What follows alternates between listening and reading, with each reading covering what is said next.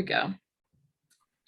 Good evening and welcome to Thursdays with NAMI. My name is Peg Morrison. I'll be your host tonight. I am the Director of Programs with NAMI North Carolina. That's the National Alliance on Mental Illness, North Carolina. I'm glad you're here. Thursdays with NAMI is our way of building conversations and building community on the topic of mental health. Today marks the 1-year anniversary of our little program here. This is our 50th episode, so thanks for being here. We've learned so much doing the show, and I want to express my deep appreciation for everyone who's gotten the word out, who's helped us come to our average of 20-some viewers each month. And you're helping us lift the veil of stigma that surrounds trauma, that surrounds mental health challenges, and it's really important work that you're helping us do. So thank you for that.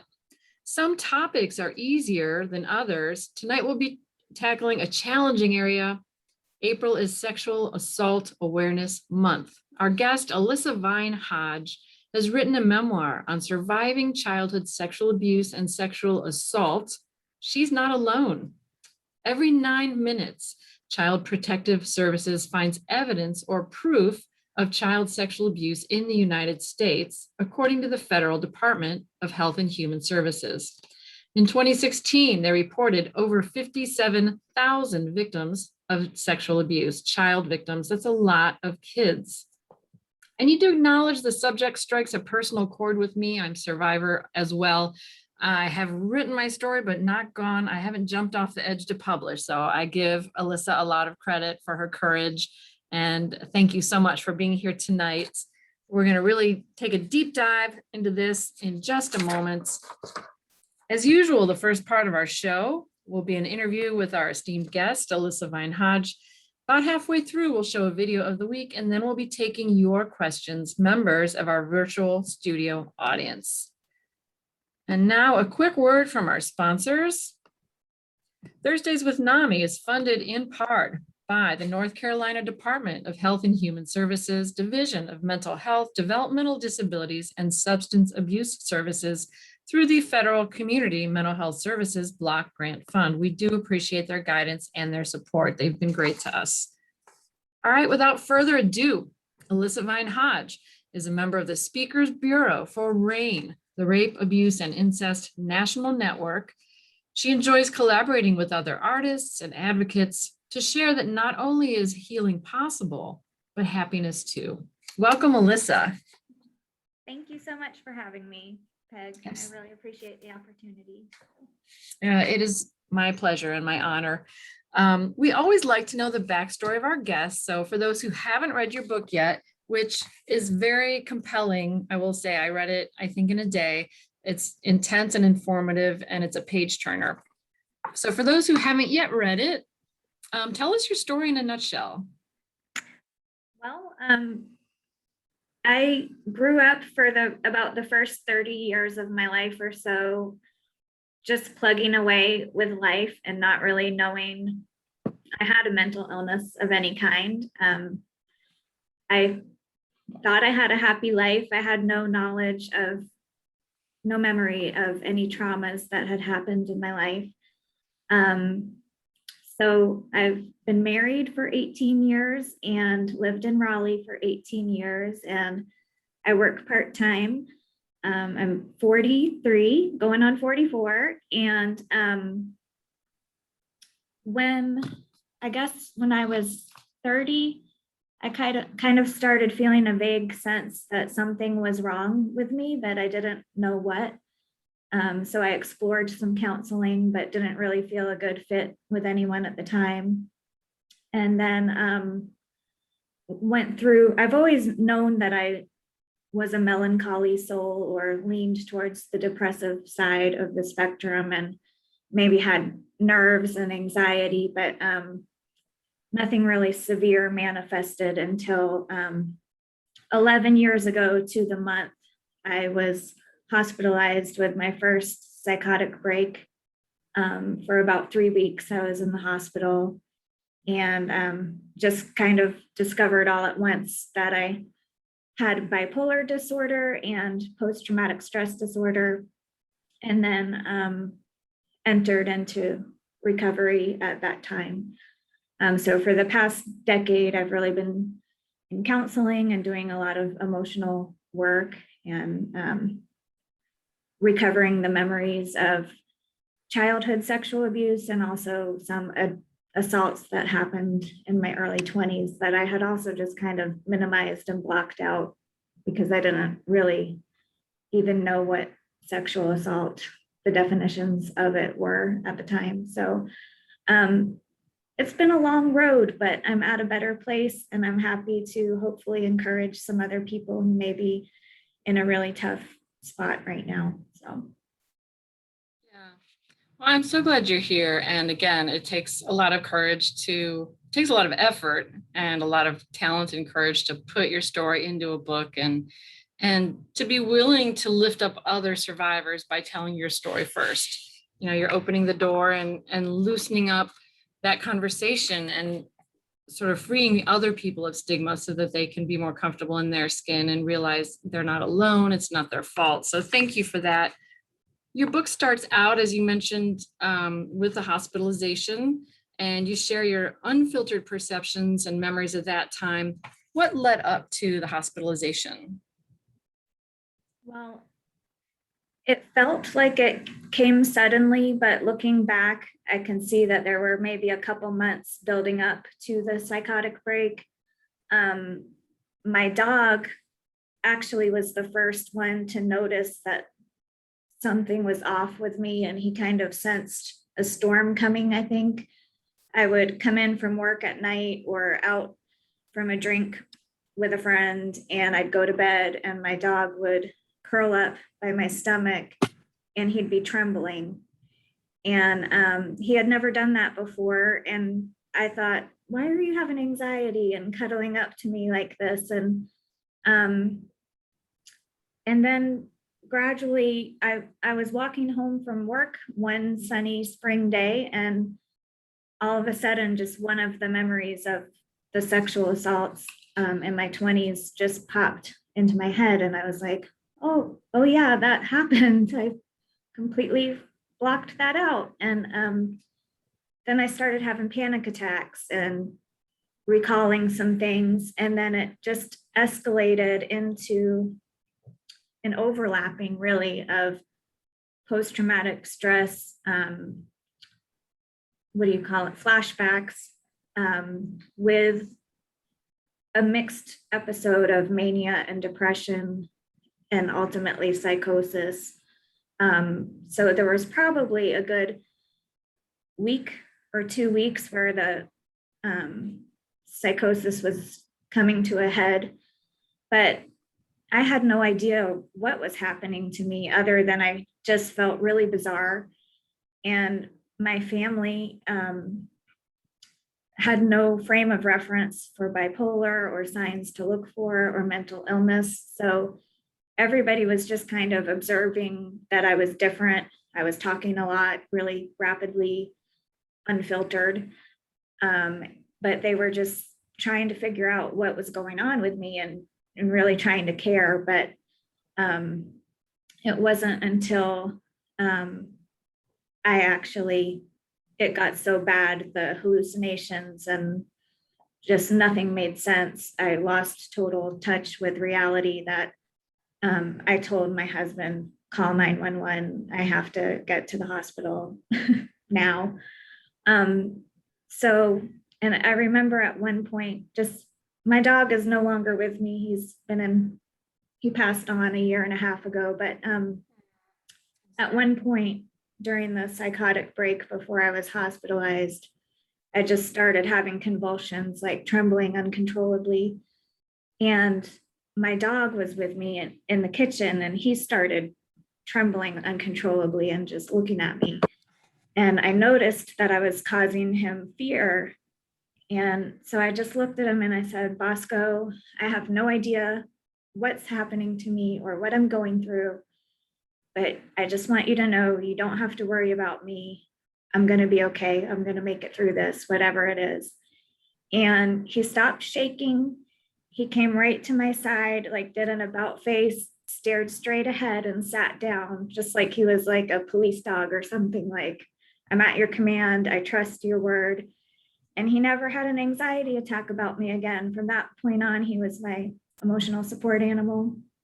And so I give my dog a lot of credit, and also my family and friends, for carrying me through a really hard time. So Wow, that is beautiful. That wasn't in the book, the part about your dog reading you so well, and sort of making a transition with you, that, I'm going to tackle this. And then once you had a talk with him, he knew what his role was. That's so interesting and touching. And it definitely did come through in your story that you had family support. And that's such a wonderful blessing that I'm glad you had available. And so sexual assault is, of course, a big part of your story, the reason for it. And I respect, again, your courage in publishing. Was that a tough decision for you? it was. At first, I started writing just as a way of therapy through my counseling sessions. And when I first started writing, I didn't think it would necessarily be published. But I wrote out everything I needed to say as I went along. And when I decided to publish it, it was really because when I finally recovered the memories of childhood sexual abuse, the perpetrator, I found out, was already deceased. And so I just felt like I had no way of, I was like, why did this even happen? Why did I remember this?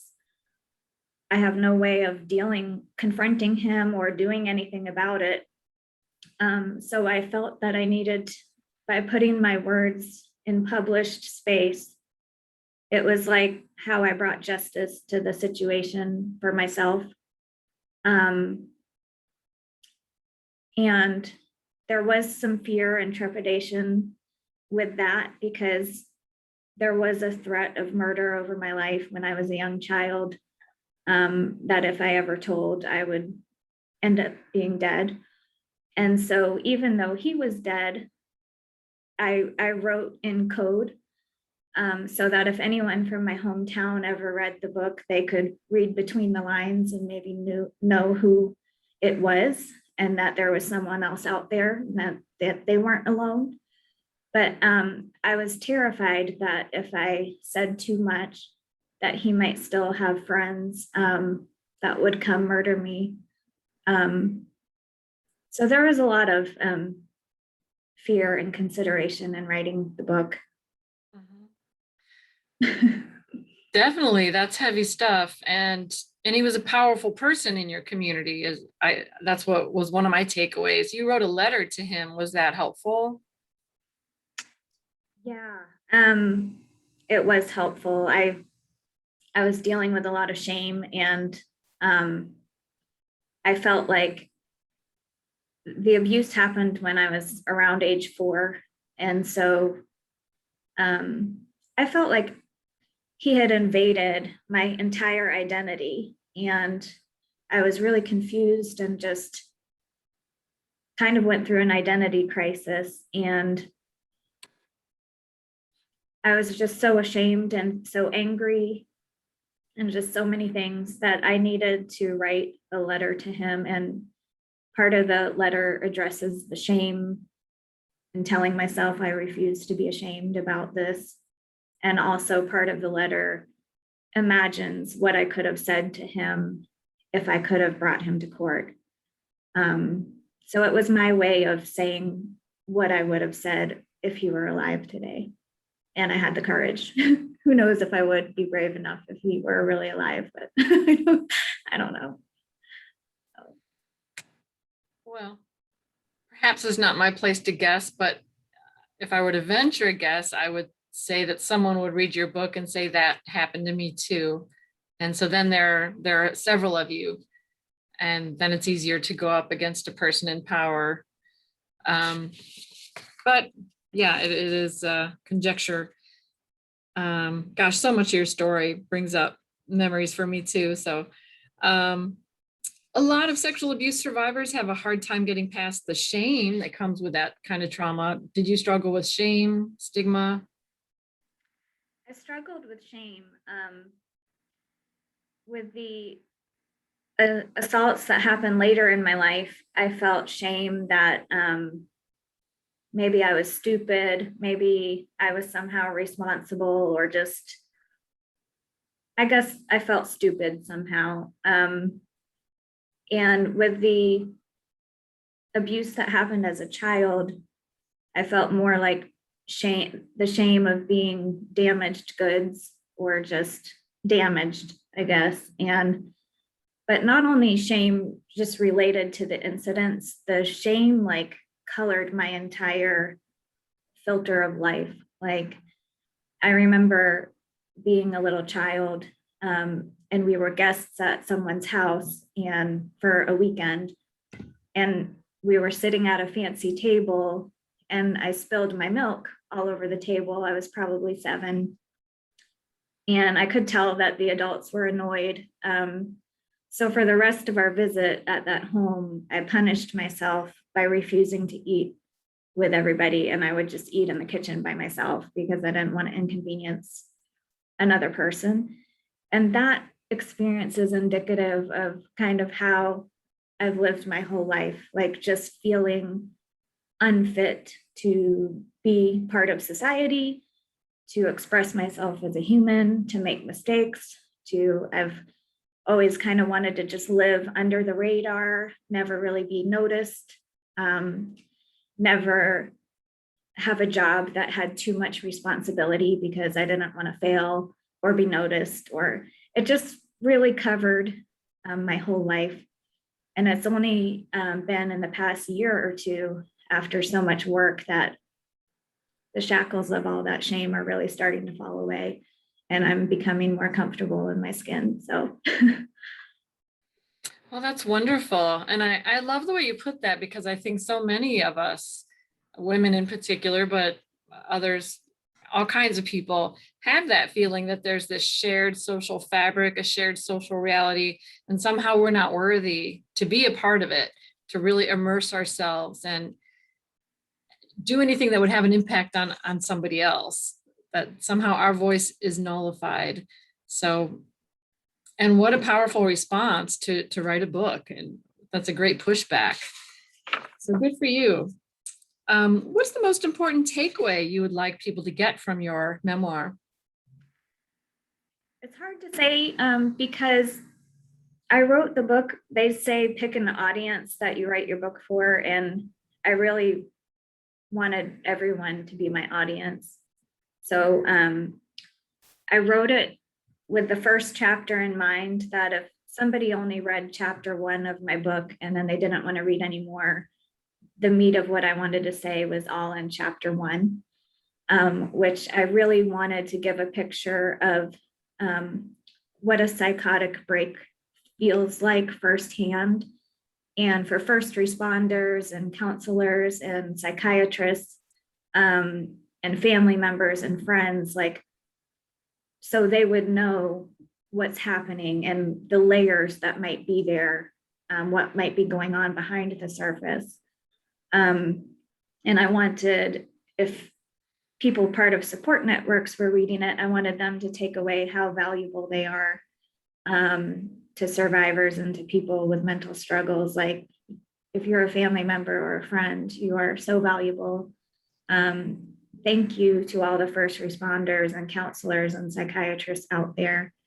And then if you're someone who's been victimized by a trauma in any way, the takeaway I wanted people to know was that your story matters. You are a warrior, and don't feel like you have to be silent and that your story isn't worth sharing. So, yeah. Wow. I think your first chapter does accomplish that. It's interesting to hear you say that. That didn't jump out at me, but sort of reviewing it in my mind because there is a lot in that first chapter. It's you going to the hospital and sort of like a stream of consciousness view of what that felt like and how you were so confused, but you were trusting the hospital and trusting your husband. You knew you needed some help. And then what went on from there. Lovely note from Diane Chrysanda in the chat box. I can relate, Alyssa.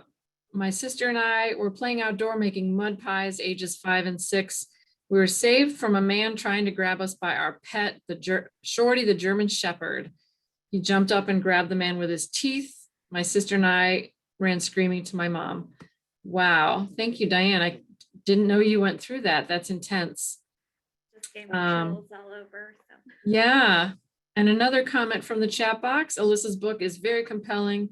Thanks to her and all who tell their stories in order to heal and help others. So thank you for that from M. And I think those are the personal sharing. There's a lot of good resource information in the chat box as well. Thanks to Patience Gregg, our intern. Moving back to our question list here. You made 2 significant friends in the hospital, and I just love the way you described them. Can you tell us about that? Sure. When I first got to the hospital, I was just completely out of control, loud, belligerent. I feel for the hospital workers who had to work that night. I don't even remember much of the first week. I was there for 3 weeks, but the first week it was just completely out of control. But this one very kind middle-aged woman came out that first night and walked the halls with me and tried to orient me to the hospital, to where I was, where my room was, what the rules were, what was going on. And my favorite color is brown. Her hair was brown. She had on this brown sweater, and she was just so calm and kind. And she just stuck by me for that first week to really let me know I was going to be okay. I could get out of the hospital. There was an end point, and she just encouraged me, and she was so kind. And I remember she got released before I did, and her husband came to pick her up, and I just told him, I said, I really appreciate your wife. I couldn't have made it through this week without her here. And I said, she is so kind and compassionate and calm and intelligent. I don't even know why she's supposed to be in here. And he started crying and just said, thank you. And I really have no idea what her story was, but that first week, she was like an angel to me. And the second week, once she was released, I was scared. I was like, what am I going to do? I don't have a friend. And a guy came to my side and wanted to befriend me. And he had just been released from prison.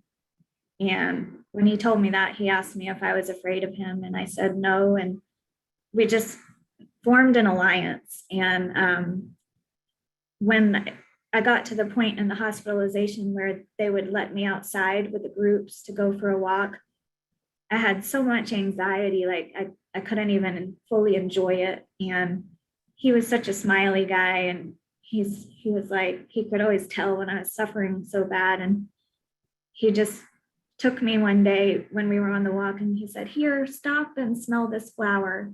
He was like, you can do it. Just smell this flower and you're going to be okay. And he was always asking my family, he didn't have any visitors come to see him. So many of the people there didn't have any visitors. And so my family would spend time with them as well as me to visit and get to know people. And he was always asking for a Mountain Dew.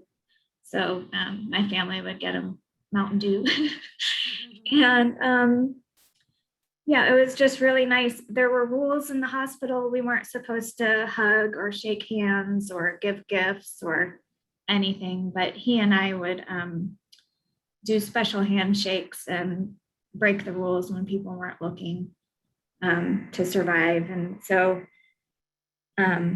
those two people actually helped me start to look outside of myself and notice the other patients in the hospital and what their nuances and codes and symbols and languages were, what they were going through. And it helped me befriend other people who needed that same kind of support. So it was a unique situation where you're in this environment and you're in it together and you're helping each other survive.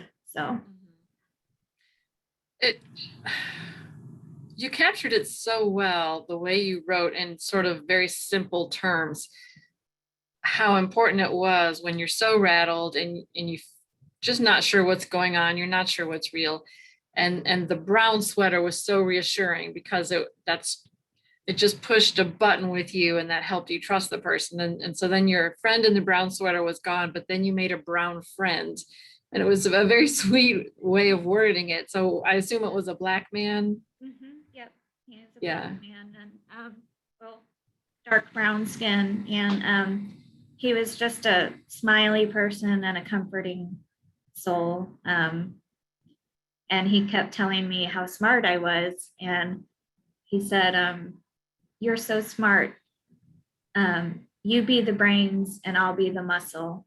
And it just touched me, and we just had this little alliance and these little ways of connecting that that got us both through it. We were both released on the same day. So Yeah, that was a very touching part of your story for me. It just, that stuck with me a lot.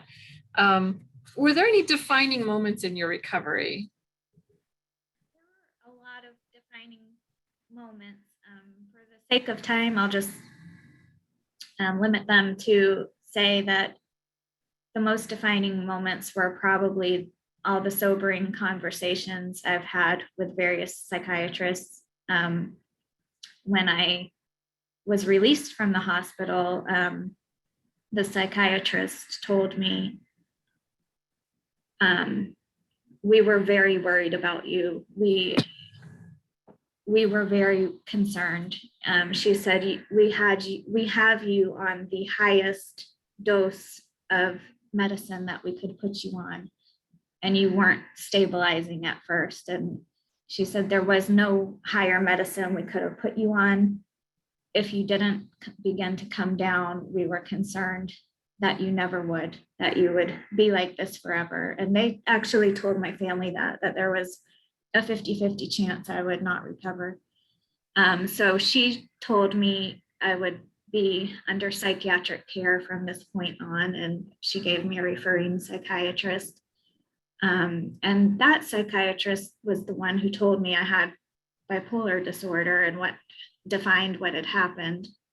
And she said, I'm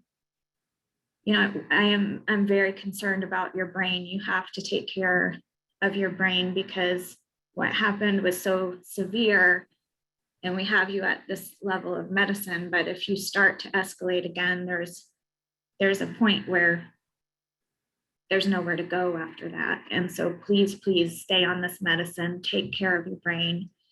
And I was in denial for several years. I could accept the fact that I had post-traumatic stress disorder because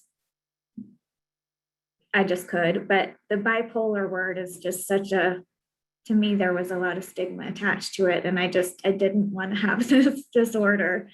So I tried a couple times to complain about the medication, try to get off the medication. And one day, the most defining moment, I guess, I just was saying, my hair is falling out, I'm trembling, I have these side effects. Are you sure I'm bipolar? I don't want to do this. And she just said, "Alyssa, I never told you that your diagnosis would be easy." She said, "But I am telling you, you can get off of the medicine if you want to, that's your right. But your choice is either to take this medicine or to become psychotic again. And that's my prediction of what will happen to you. And what do you want to do?" And even after she told me that, I still tried one more time to get off my medicine. I said, I'm still going to try it. I think I can beat this thing. I think I've done the emotional work. I'm not, going to hallucinate anymore. I'm done with that. So I tried, and within a month, I felt the psychosis coming back, and immediately got back on medication and have stayed on it ever since. So. Wow. Well, I'm glad you have something that works for you, even if it's, there are always these trade-offs that we don't like. Yeah, I take medication too, and it's, there's fatigue and there's weight gain, and always a trade-off, but I have tried scaling back myself, and it's not good. The depression I descend into, it's just not pretty. So fun times, huh? Right. Work of recovery. Another kind note from Diane Cresanda. Alyssa, you're an inspiration, sharing your story. Very empowering, giving others hope. Thank you for your courage and bravery. Much appreciated. So thank you for that, Diane. Very uplifting. And again, she says your honesty is a breath of fresh air. All right. Very true. So say a little more about what your family did as far as your recovery goes. I know they were there for you. What was their role in your journey? My husband is a very logical person. So emotional trauma and erratic behavior is totally out of his frame of reference, but he has stood by me, and he really helps me just stick with the basics, focus on your exercise, taking care of yourself. I'm here for you. And he tries to handle things when I feel overwhelmed. So he's just kind of a big support for me. My parents, it was so important to have them believe me when I started having the memories and talking about it. And my mom listened to me cry on the phone many times. And, my dad would support me in his way.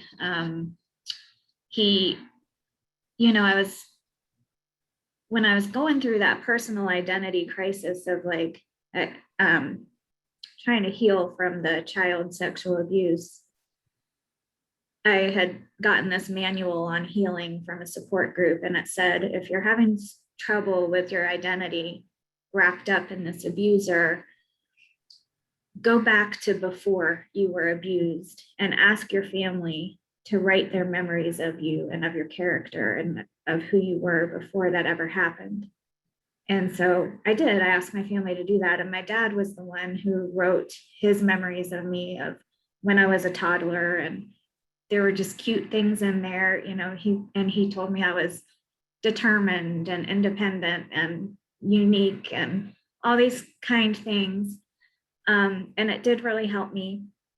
I do want to say to anyone out there who's maybe been abused at an even younger age than 4, or maybe you don't have a family support system, if you're wrapped up in this identity crisis, you can skip ahead and you can start your identity now, and you can decide what kind of person you want to be and write your own rules. And define yourself that way. I think I just lost an earring. But my heart goes out to people who have been traumatized so young and maybe don't have the supports that I did. But I just wanted to offer those words of hope. Hopefully it was hopeful. That's very encouraging, absolutely. Because there are folks who some of the earliest memories are childhood sexual abuse or some kind of abuse. So it's wonderful to have a different approach to it, no matter what your circumstances. More accolades in the chat box. You are very brave, Alyssa. Such a special person from Myra. Wonderful insight and advice from Gary. So, all righty, moving right along. What did you find helpful and unhelpful coming from loved ones when you were struggling? Um, so many of my friends just said, we want to be here for you. We want to be part of your support network. And my family just was willing to listen. Mainly just the most helpful things were just listening, validating my truth, and saying they would be there to support me however they could. The most helpful words anybody ever said to me came from my counselor at the time. And he said, Alyssa, what do you feel that you need in life in order to heal, from this?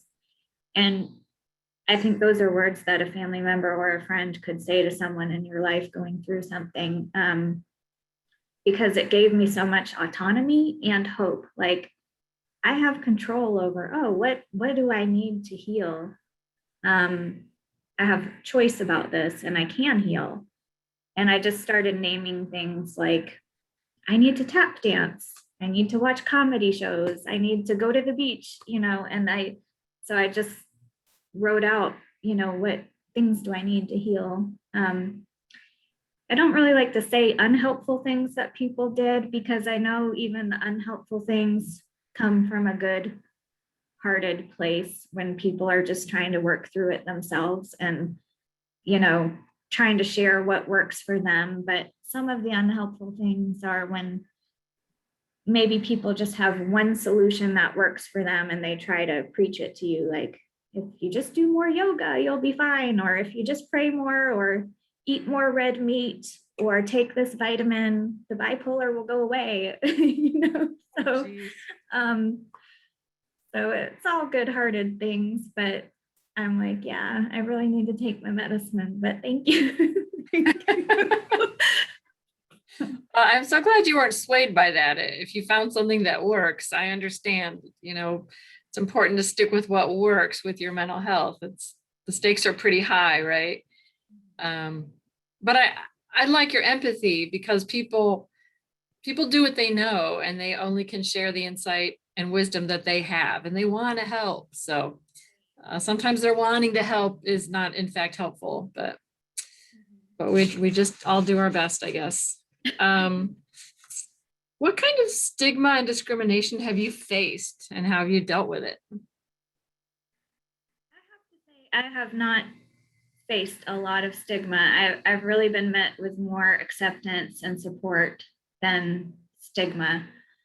I've felt the fear of stigma within myself. I still have some reservations about the book being out there, and like, if people Google my name, maybe they won't want to hire me or won't want to interact with me because my diagnosis is out there.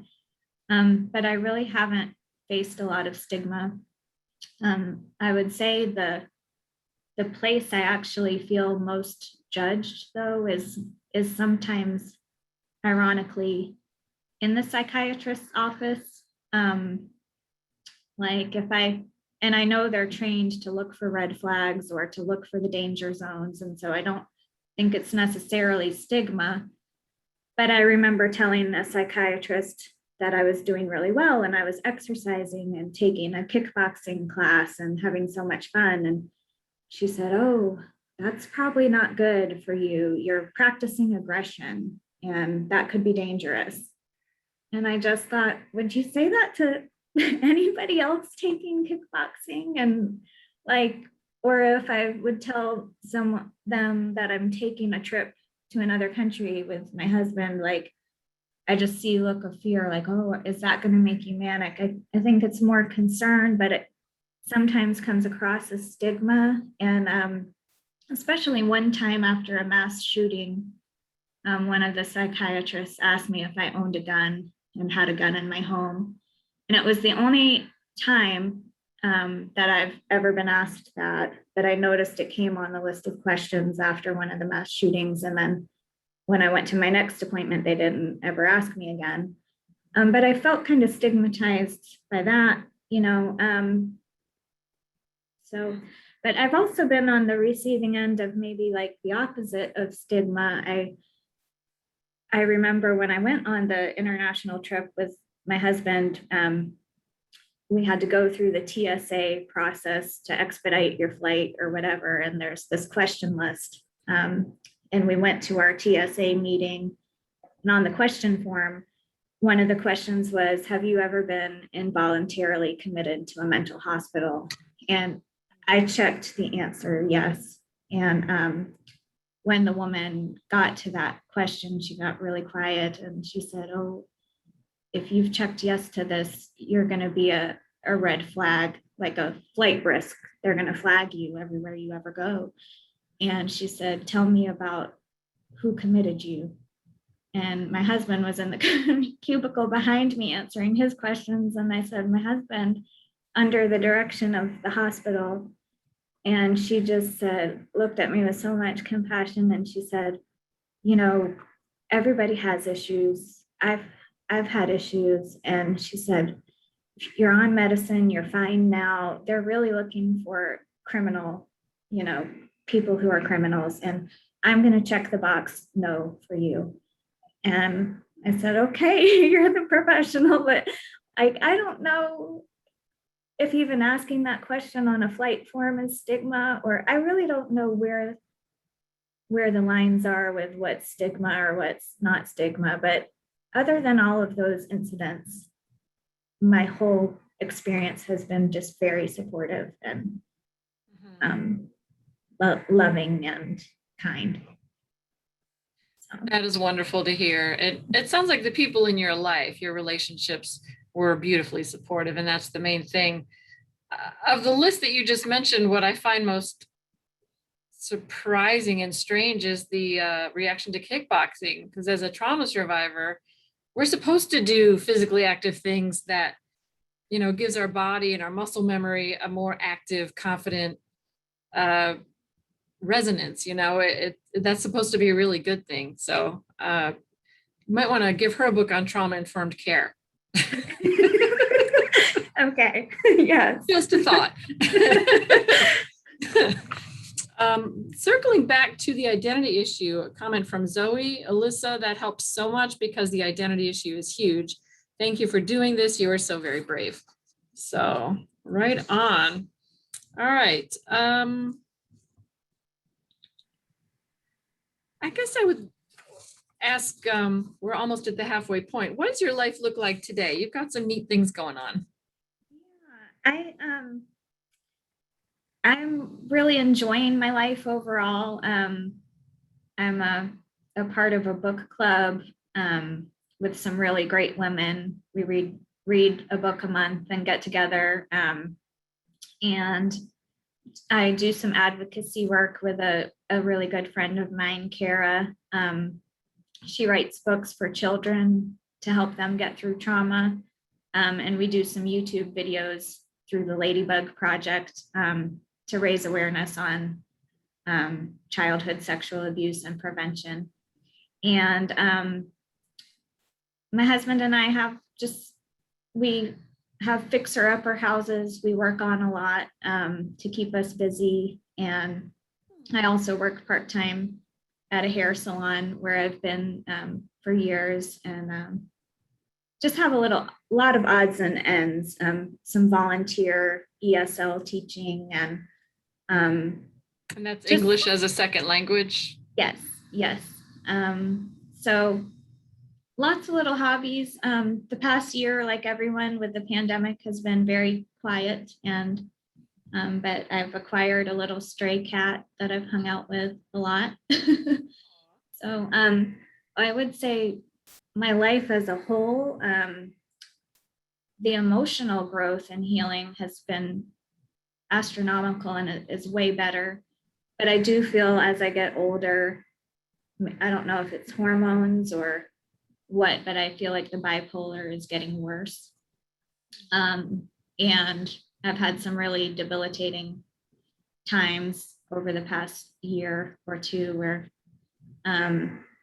just chest pains and hallucinations again, some every once in a while, and or being debilitated with depression for a couple of days at a time, but it comes in waves.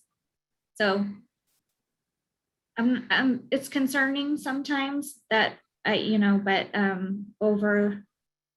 overall, I'm optimistic about my life. So. Yeah, and you're doing so many wonderful advocacy things. What is the Ladybug Project? It is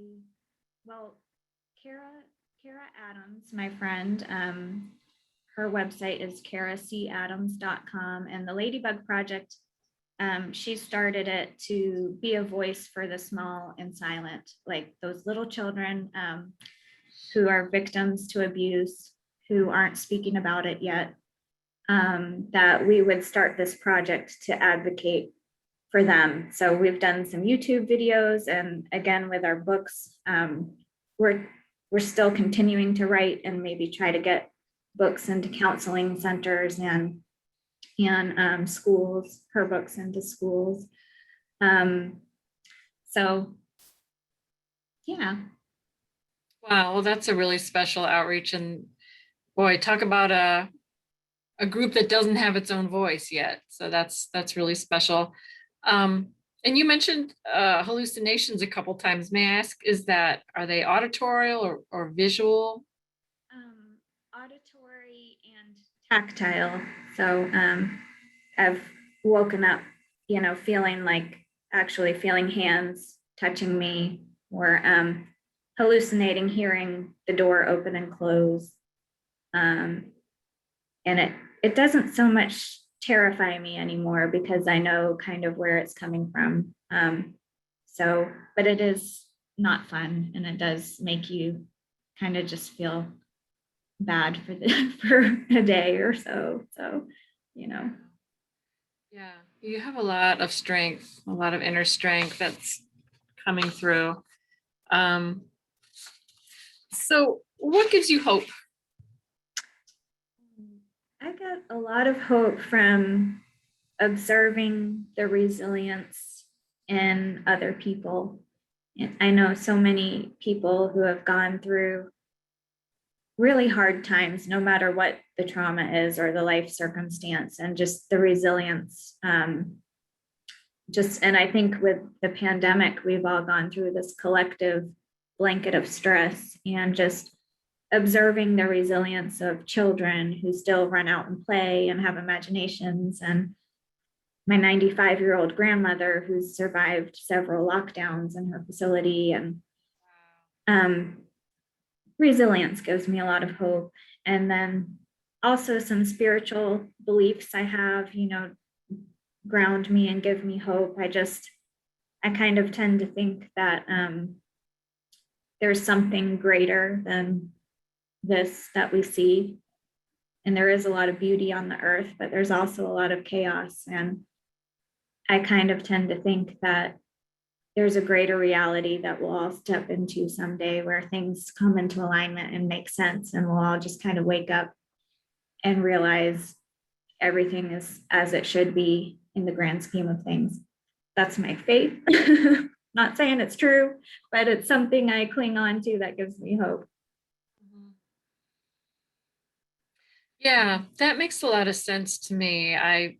There's a lot of beauty in the world, but also a lot of chaos that rings true on so many levels. And sometimes there's just sort of this calm, quiet presence. If I allow myself to hear it, if I allow myself to feel that, just sort of this comforting, I don't know if it's the inner Buddha or the larger self, but that makes a lot of sense to me. So we are going to transition now to our video of the week, wrap up their interview portion. Before we move to that, I want to give a big shout out to the folks who are working behind the scenes. Mental health intern Patience Gregg, thank you for helping out on the chat box. Executive Director Gary Kreitz for always being there. And of course, a big thanks to Alyssa for sharing your evening and your story and insights with us. For our video of the week, this is a wonderful example of a university sending supportive messages to women on the topic of sexual abuse. Thanks to Biola University for this message. And let's check this out. I hope you enjoyed as much as I did. We are here to support and respect each other and to hold ourselves to a higher standard. What affects one of us affects us all. It's on us to do anything to keep an assault from happening. To create an environment where men and women feel safe and are safe. It's on us to have each other's back and to protect our community. To tell our friends if what they're doing is wrong. To never, ever blame the victim. It's on us to help a survivor report an incident if they want to. To keep an eye on someone in a vulnerable situation. To do something. To get in the way. It's on us to stop interpersonal violence. To be bold. To have the courage and conviction to say something. It's on us to let our friends know what is and is not acceptable. To change the way we talk about women. To change the way we talk about sex, shame, and purity. To be part of the solution and not part of the problem. It's on us to take reports of sexual assault seriously. To support survivors. It's on us to love our neighbor. To honor the dignity and humanity of every person. We don't have to do everything, but we all need to do something. It's on us to lead the way to equip students to understand sexual assault. All right. I just really like that. I thought they did such a nice job. Was really touched by some of the messaging and love that they pulled in their students. Okay, now virtual studio audience, it's time for us to take your questions. We are gonna answer as many questions as we can, and we'll go as long as the energy is there for them. We usually stop at 8 or 8:30, so plenty of time right now. Let's start with Myra. What would you say to someone who is close to you who will not stay with therapy or medication? Someone who closes themselves in their room most of the time and is up and down.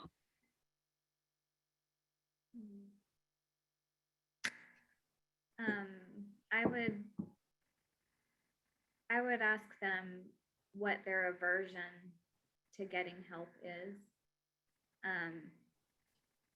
and then try to respond accordingly. I know for me, resistance to taking medicine or getting help was because I felt like I was failing myself somehow, like I should be able to control my own brain. I should be able to handle my emotions. So it felt like a betrayal to myself at first to try to reach out for treatment and stick to the regimen. So I can understand. And I would also, say it's your choice, but, I'm just your friend, and I really just want the best for you and for you to live your healthiest life. And unfortunately, we do get autonomy over our lives, and we do get to make the rules of how we want to live. But society also has their rules, and people have their own terms. And so I'd hate to see a friend sabotage relationships or just spiral downward or not be living their healthiest life. And I'd hate for it to get to a point for someone that was beyond your control. And I've actually said those words to friends who didn't want treatment. Like, my fear for you is that what you're managing right now will get worse, and it'll be to a point that you can't control. And so it'd be better to just reach out for all the help and love and support that you can as soon as possible. That's a very compassionate way of putting it. There's just so much empathy that comes through. And I agree. Well, I think lots of people have that initial reaction that somehow this is my personal failure and I should be able to fix it. I should have been able to rise to the occasion. And we have to remind ourselves, how old was I when this happened? Or, we're human. We're not in control all the time. So it's very hard, I think, to forgive ourselves. Even though really there's nothing to forgive. There's just that, I don't know, we're all so hard on ourselves, we survivors and women in general. Question from Diane, do you have any affirmations you would like to share? I'm a person who has to give myself a little pep talk every day, sometimes. So I'd say one is I'm worthy to take up space in this world,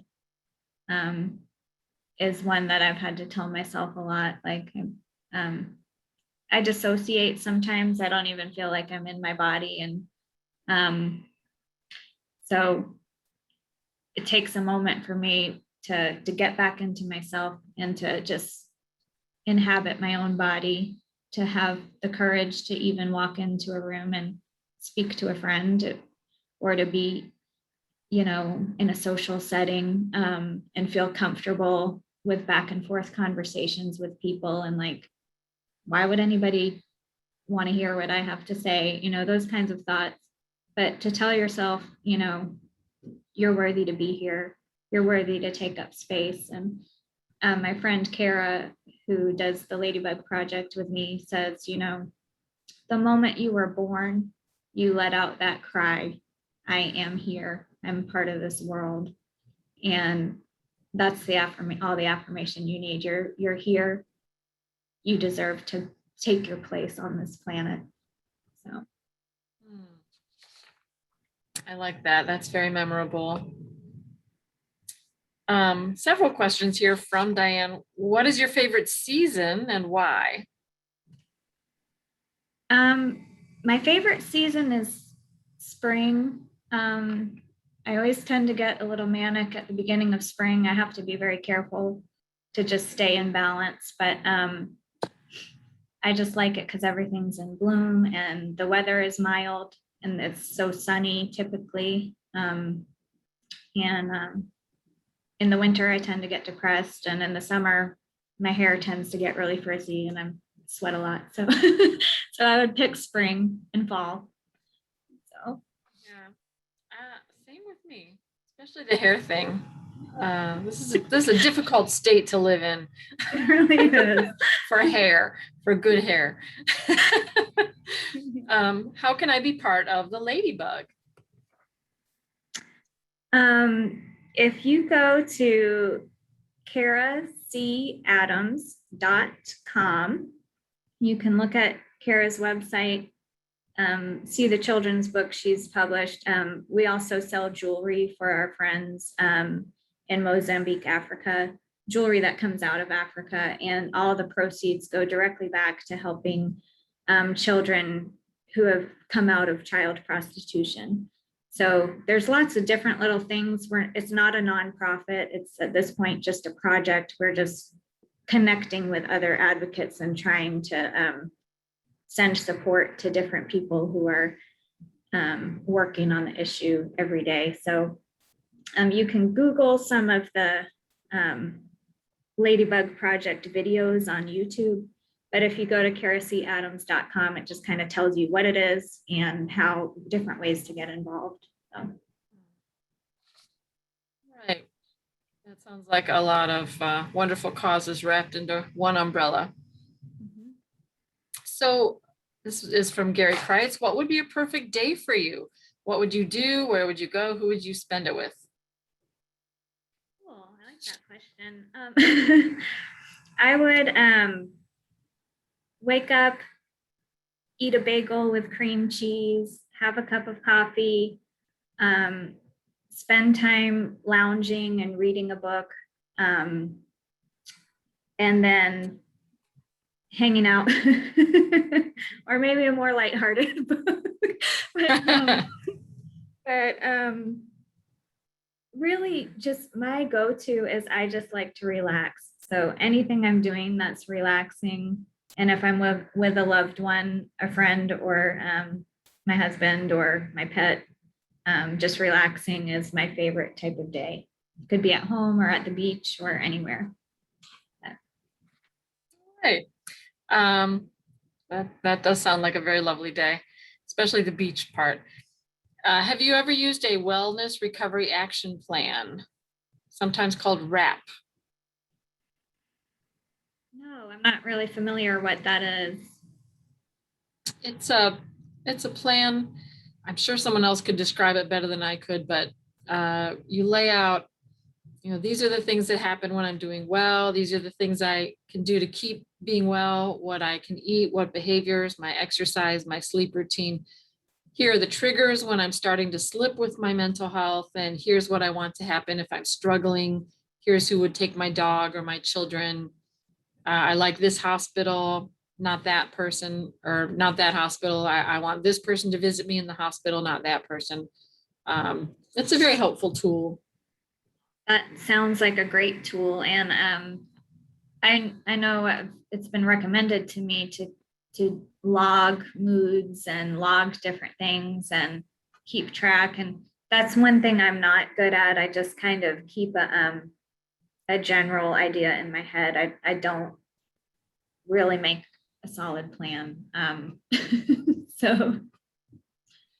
Well, it does sound like you have loved ones who, you sort of have a team. So maybe there are different people helping you with different parts of that plan. I would say to you and to anyone who's interested out there tonight, you can call NAMI North Carolina and get help doing a PADS, which is really similar to a wellness recovery action plan. A PAD stands for Psychiatric Advance Directive. It's more of a legal document. And our policy director, Ashish George, can help you write that. He can help you file it with the Secretary of State in North Carolina. So a lot of good options out there if you want to call our helpline or call Ashish George or email, whatever works for you. We will help you get the right resource for you. Question in the chat box from Lauren. Have you found that nutrition has an effect on you? I have.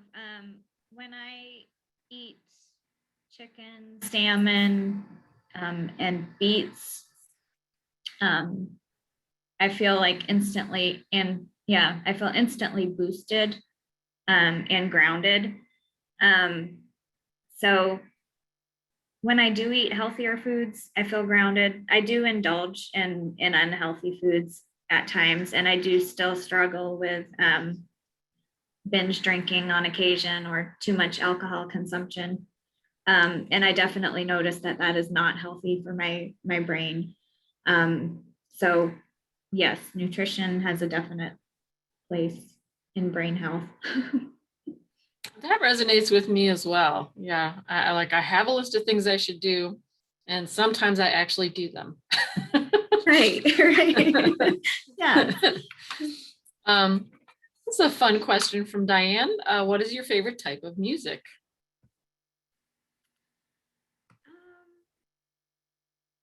I listen to a wide variety of music. So my go-to is a lot of 80s music, I guess. But I kind of go across the board depending on what mood I'm in. So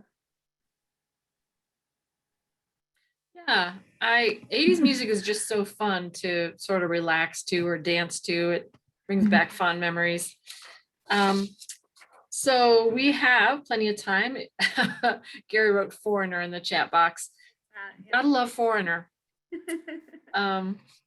We have plenty of time. If you have more questions, please type them in the Q&A box. I'm going to make some quick announcements since we don't have a question currently. Please join us next week. We're talking about HIPAA, the infamous Health Insurance Portability and Accountability Act. You may know that as the annoying privacy form you have to fill out at any doctor or medical office. But it also affects what people can learn about you when you are in the hospital. So right now, nobody can know your status if you're in the hospital for psychiatric or any other kind of care. Is that best for folks who maybe are experiencing psychosis or have lost some contact with reality? Should family members have a say in their loved one's care more often? It's kind of a tough one because in some cases it would be super helpful, and in some cases maybe they're related to some trauma and it would not be helpful. So it's a tough issue. We're going to be having a good debate on HIPAA next week. Following that, we'll be talking about violence against Asian Americans. How can we stop the hate? So next week is HIPAA. The following week, violence against Asian Americans. I'm also going to put out a plug for our survey. Once you leave this Zoom meeting, a survey will appear magically on your screen. Please fill that out. If you'd like to share a word of support with Alyssa, let us know how we're doing, what you liked about the show, what we might do better.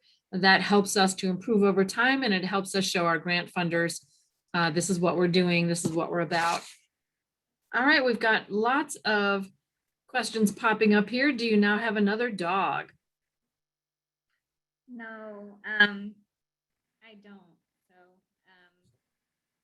yeah, for some reason, your audio is fading a little bit. Oh, can you hear me now? Yes. Okay. I don't have another dog. I had my dog for 16 years and I went through a heavy grieving period. I know that one day I will have another dog, but my husband and I want to do some traveling and just take some time. So yeah, I just have this little stray pandemic cat that lives on my back porch. So he's who I have for now. Does he have a name? Charlie. Aw, yeah. Charlie, your stray pandemic cat. Yeah. All right. This is a really relevant question. And of course you can pass if you don't care for the question. Did you have difficulty with normal sex because of the abuse?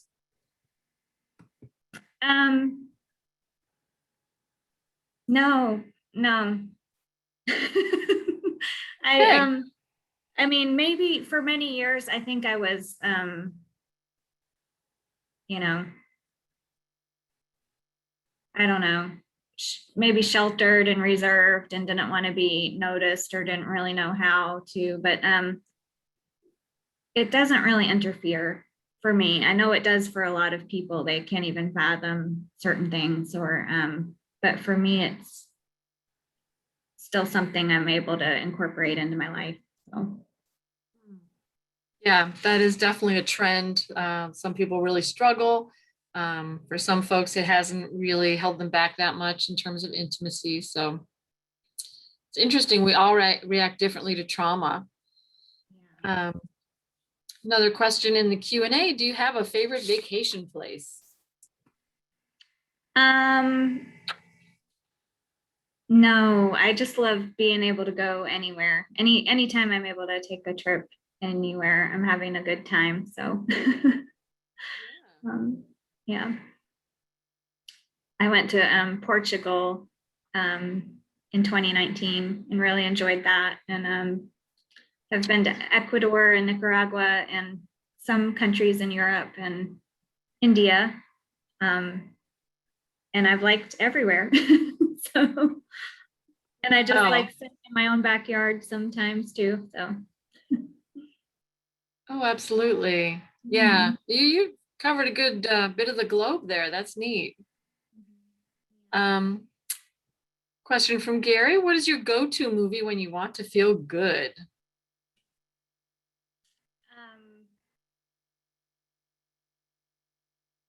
Tommy Boy is a good one to me. It just makes me laugh.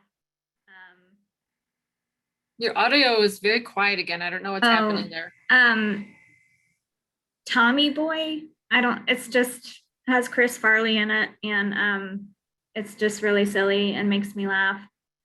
So any just silly comedy that can make me laugh is a good go-to.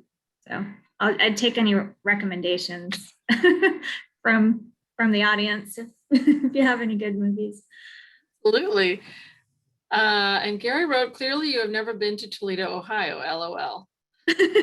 Tommy Boy is hilarious. Is it set in Toledo? I don't recall. I probably have seen it. It's been a while since I watched it, so it must be. But all right. Again, I'm going to ask people to fill out your survey and join us in the next couple of weeks. We do have time if there's another question that comes to you, but we always go with the energy of the show. Oop, here it is. They just keep coming in. Do you have a favorite sport or team?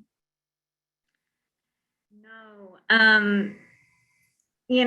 Figure skating, some people don't consider that a sport, but and dancing. I like to watch watch dance competitions, but I'm not a team sporty person. I tend to pick a team just based on the uniform I like. So the Colts football team is my favorite just because I like the horseshoe on the helmets. It's not really a good reason.